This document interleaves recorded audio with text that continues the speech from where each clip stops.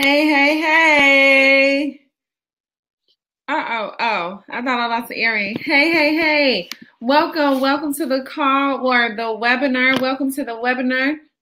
We're going to go ahead and get started shortly. What I want to cover today, my name is Amma Nancy. Okay, I go by Amma the CPA. I am a certified public accountant. Which means that I'm certified to help the public when it comes to different accounting needs, right? That's actually the highest level that you can achieve in the field of accountancy, because you have to have your master's to even sit to take the exam, okay? You have to have your master's in accounting to even sit and take the CPA exam. So I say that just to say welcome to the call. I'm definitely here to help you and definitely here to serve. So I want to go over today the W-4 and why it's so important that we fill this out correctly, because a lot of people fill it out incorrectly and consequently end up owing the government or paying the government so much money throughout the year. Okay, the government will actually tell you that it's best for you to properly complete your W-4 so that you can use that money to get out of debt or invest. You know, put it up for your future, right? Instead of living from paycheck to paycheck. It makes no sense because they invested and they invested in their name. They do not invest it in your name. So we're going to go through the W-4. I hope everybody got a chance to download their W-4 sheet. And then I'll be right here to answer any questions. Now, I won't be able to hear you, but you can type your questions in the chat room.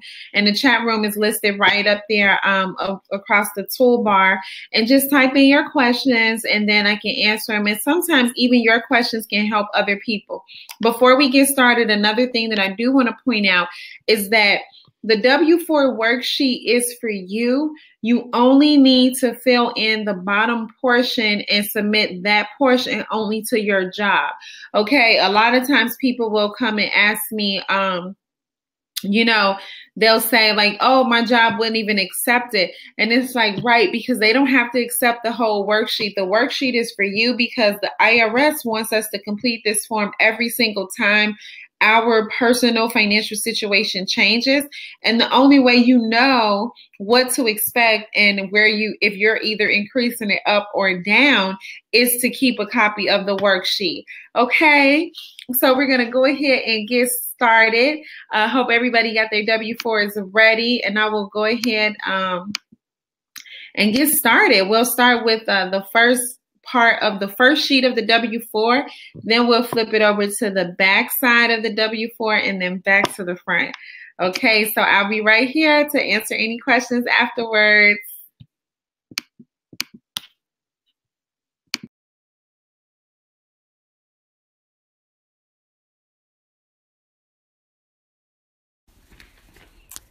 Okay, so let's get started with line A.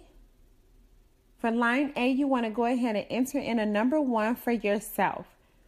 Line B, enter a number 1 if you're single and you only have one job, or if you're married and have only one job and your spouse does not work, or if your wages from your second job or your spouse's wages or the total of both are $1,500 or less. Then you want to enter in a number 1 right there.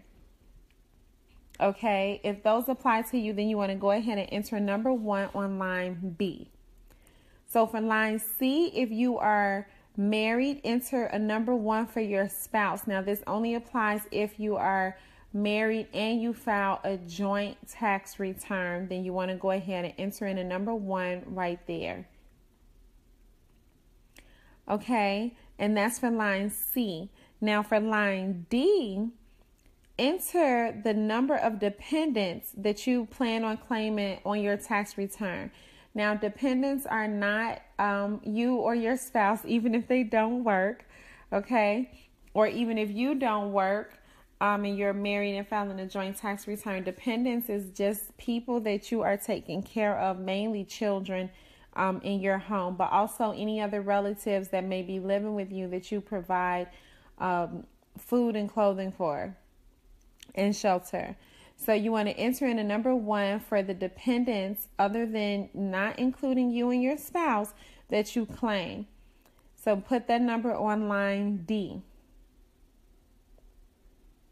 So on line E, enter a number 1 if you file head of household. Now, you know if you filed head of household in the past. Okay, so if you did file head of household in the past, or you plan on filing head of household for this upcoming tax year, then go ahead and enter number 1 right there. Okay, now we are on line F. So for line F, you want to enter a number 1 if you have at least $2,000 of child or dependent care expenses for which you plan to claim. So this is basically child care. This is child care. So if you pay for, even if your child goes to half-day preschool and the rest is half-day child care, then you want to include that as well. So any child care that you pay, if it's more than or at least $2,000, then you enter in a number 1 on line F. Now for G, this is for the child tax credit. Okay, so if your income is less than $70,000 or $100,000 if you're married, then go ahead and enter in a 2 for each eligible child, then deduct 1 if you have 2 to 4 eligible children. So for example, if you have 2 children, then the number would be 4, but then you want to go ahead and deduct 1 because you have 2 children.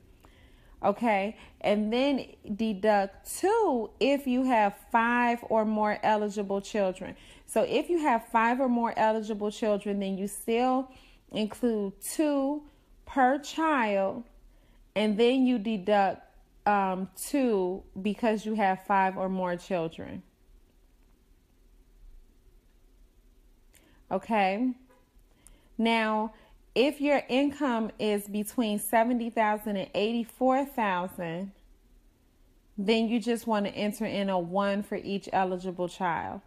And if you're married and your joint income is between $100,000 and $119,000, then enter in a number 1 for each eligible child. Now for H, you just simply want to add lines A through G. So I'll give everybody a second to add those lines. Add up lines A through G and put the total on H.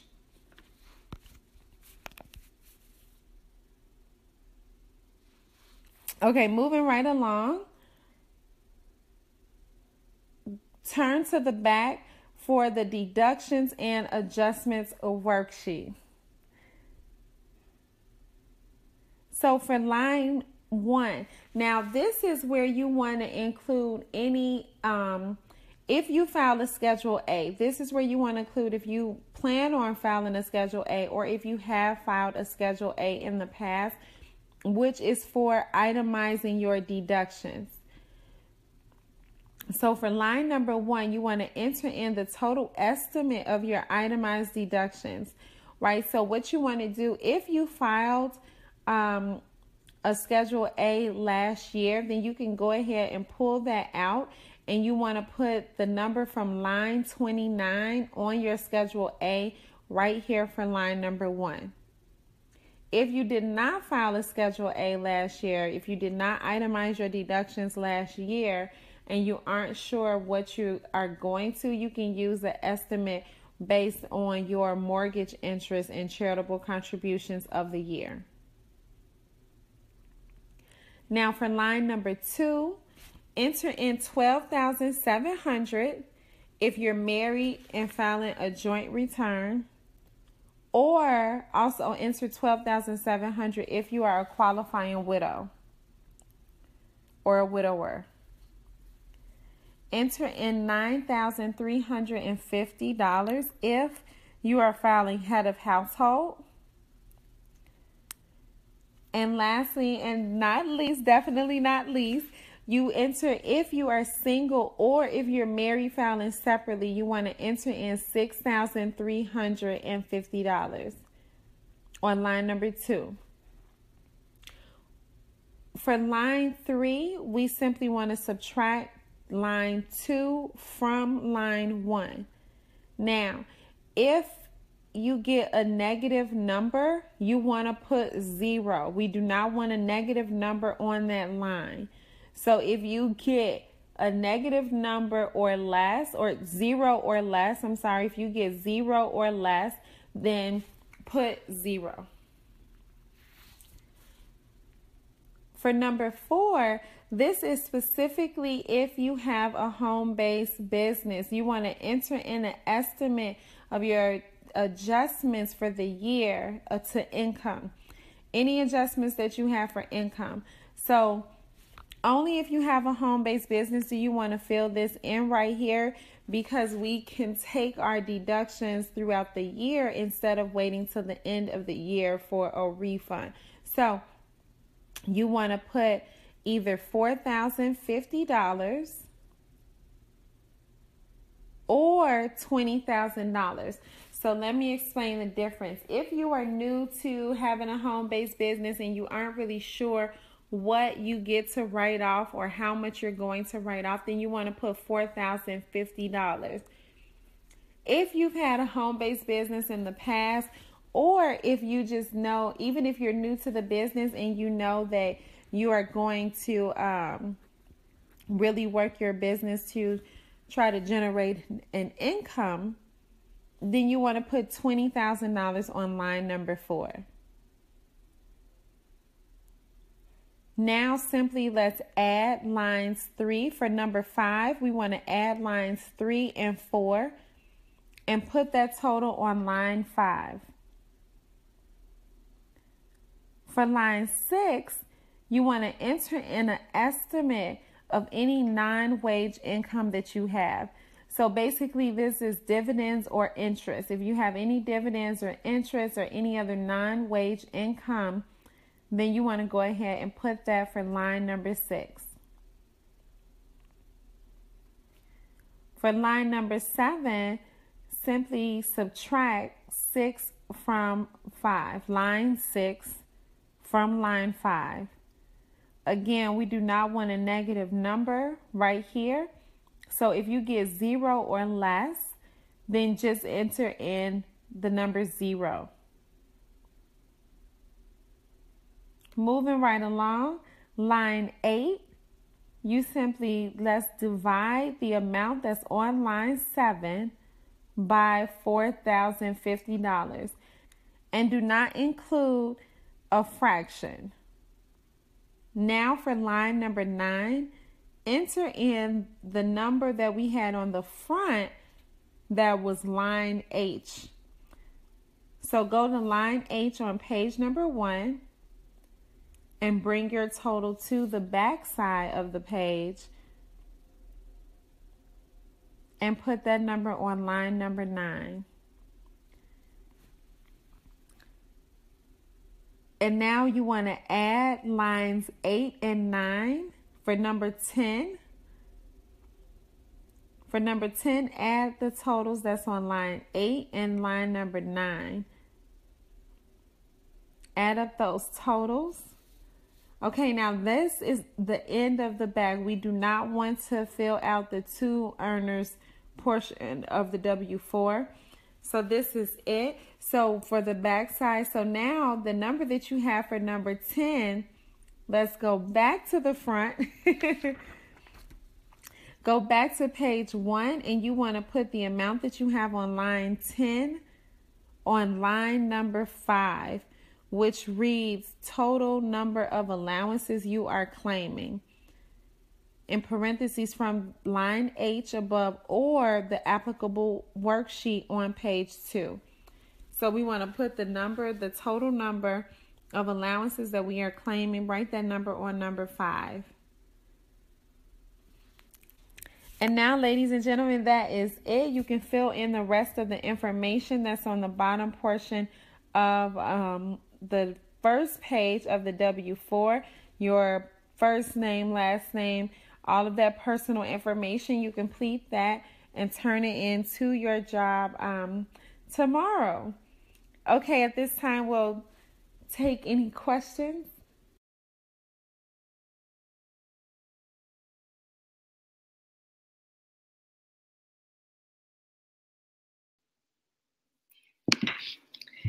Hey. Okay. A couple things that I do want to point out. When you file for, let's say you file head of household, you really want to make sure that you qualify for head of household, which means that you have to have a qualifying dependent. Okay. A lot of people will say like, okay, well, I live by myself, but I'm the head of my household. You are the head of your household, but in the eyes of the government, you are single. Okay. So like I live by myself, I run my own house, all that good stuff, but I do not have anybody living with me that I take care of. Okay. So that's basically what head of household means. So if you do not have that, then you have to file single. The other thing that I want to point out is that basically what you want to do is your W-4 should mirror your tax return when we start filing taxes for 2017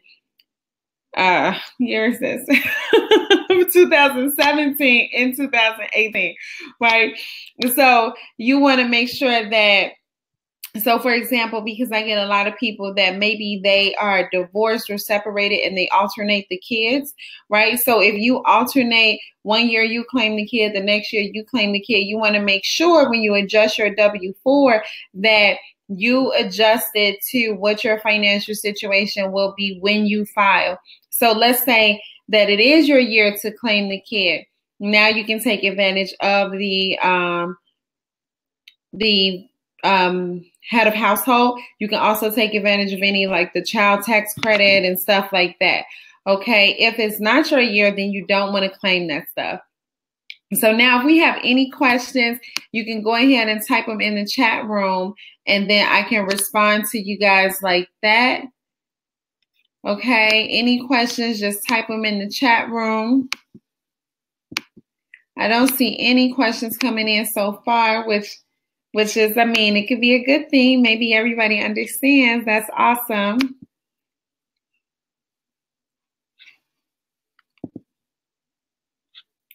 Okay, then we will go ahead and get out of here, especially since I am here's some craziness going on in my kitchen. I feel like I'm burning some. I don't know. This pot is overflowing. I can hear it, but I don't. So I will see you beautiful people later. Have an amazing, amazing evening. If you have any questions, comments, or concerns, feel free to reach out to me on all social media platforms, even if it's the replay. Well, Facebook and Instagram, not all social media. On Instagram, I'm AmmaTheCPA. On Facebook, I'm AmmaNantu. You can always reply to this email. And then I can respond to you like that. So let me get out of here before I burn something up in the kitchen. See you guys soon. Oh my gosh.